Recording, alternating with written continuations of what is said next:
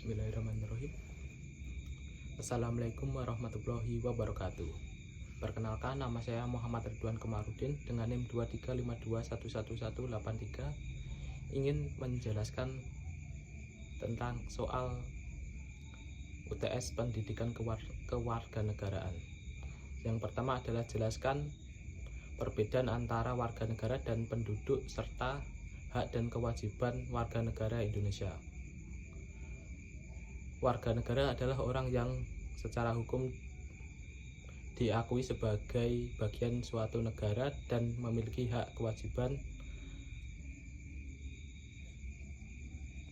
penuh terhadap negara tersebut. Sedangkan penduduk adalah semua orang yang bertempat tinggal di suatu wilayah negara, baik warga negara ataupun warga asing yang menetap dalam jangka waktu tertentu. Hak warga negara Indonesia yang pertama adalah hak hidup, kebebasan pribadi, hak mendapatkan pendidikan, hak atas pekerjaan dan penghidupan yang layak, hak mendapatkan perlindungan hukum, hak berpendapat dan berkumpul, dan hak memilih dan dipilih. Selanjutnya, kewajiban warga negara Indonesia. Yang pertama, mematuhi hukum dan peraturan negara. Kedua, membela dan mempertahankan kedaulatan negara. Yang ketiga, membayar pajak dan retribusi yang telah ditetapkan. Keempat, menjaga ketertiban dan keamanan. Kelima, menghormati hak kebebasan orang lain. Keenam, berperan aktif dalam pembangunan bangsa. Selanjutnya adalah menjelaskan makna Bhinneka Tunggal Ika dan berikan contoh penerapannya dalam kehidupan sehari-hari. Bhinneka Tunggal Ika adalah semboyan negara Indonesia yang berarti berbeda-beda tetapi tetap satu jua. Makna dari simbol ini mencerminkan keberagaman suku, agama, budaya, bahasa di Indonesia yang tetap bersatu dalam bingkai NKRI. Semboyan ini menegaskan bahwa meskipun masyarakat Indonesia mempunyai perbedaan dalam banyak aspek, mereka tetap memiliki satu tujuan yang sama, yaitu menjaga persatuan dan kesatuan bangsa. Prinsip ini menjadi dasar dalam kehidupan bermasyarakat, berbangsa, dan bernegara agar dapat hidup harmonis meskipun memiliki berbagai beragaman. Contoh penerapan dalam kehidupan sehari-hari yaitu saling menghormati perbedaan agama dan kepercayaan, bekerja sama dalam masyarakat tanpa memandang suku dan ras, menggunakan bahasa Indonesia sebagai bahasa pemersatu dan komunikasi, serta menghargai budaya lain seperti makanan khas dan upacara adat ataupun yang lainnya.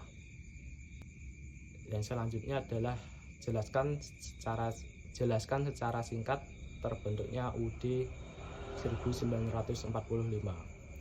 UUD 45 merupakan konstitusi pertama dan utama yang menjadi dasar hukum Indonesia. Proses pembentukannya melalui beberapa tahap penting yang terjadi selama perjuangan kemerdekaan. Pada tanggal 29 April 45, pemerintahan Jepang membentuk BPUPKI dengan tujuan menyusun dasar negara sebagai persiapan menuju kemerdekaan Indonesia. BPUPKI mengadakan sidang pertama dalam tanggal 29 Mei sampai 1 Juni 45 untuk membahas dasar negara. Dalam sidang ini, 3 tokoh penting mengusulkan konsep dasar negara, yaitu Muhyiddin, Supomo, dan Soekarno. Muhyiddin mengusulkan 5 prinsip dasar negara berdasarkan sejarah dan budaya bangsa. Supomo menyampaikan gagasan negara integralistik yang menekankan persatuan, dan Soekarno pada tanggal 1 Juni 45 memperkenalkan konsep Pancasila sebagai dasar negara Indonesia. Selanjutnya dalam sidang kedua BPUPKI pada tanggal 10 sampai 17 Juli 45 membahas rancangan UUD. Pada sidang ini dibentuknya panitia 9 untuk menyusun Piagam Jakarta sebagai rencana awal pembukaan UUD 1945. Setelah BPUPKI dibubarkan, Jepang membentuk PPKI pada tanggal 7 Agustus 45 untuk mempersiapkan kemerdekaan bangsa Indonesia. Pada tanggal 17 Agustus, Soekarno dan Hatta atas nama bangsa Indonesia memproklamasikan kemerdekaan Indonesia.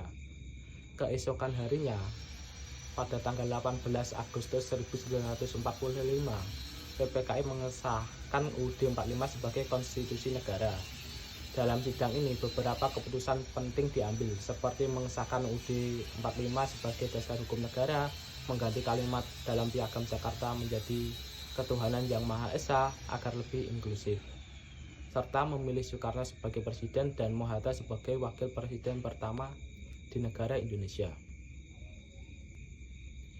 Dengan pengesahan ini, UUD 45 resmi digunakan sebagai dasar negara dan menjadi pedoman yang dalam menyelenggarakan pemerintahan Indonesia. Selanjutnya adalah tantangan dalam menjaga kedaulatan negara di era digital. Yang pertama adalah keamanan cyber, ancaman perentasan, pencurian data, dan propaganda digital yang bisa mengancam stabilitasan negara. Yang kedua adalah berita hoaks dan disinformasi. Penyebaran berita palsu dapat memicu konflik sosial yang mempengaruhi opini publik. Yang ketiga adalah ketergantungan pada teknologi asing. Penggunaan teknologi dari luar negeri bisa menimbulkan risiko dalam aspek pertahanan dan ekonomi digital.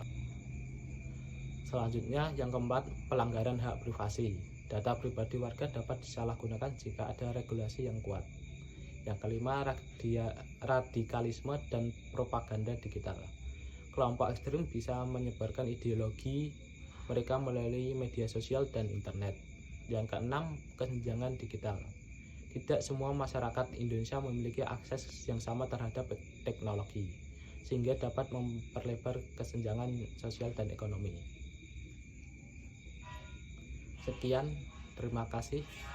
Kurang lebihnya mohon maaf. Akhirul kalam. Wassalamualaikum warahmatullahi wabarakatuh.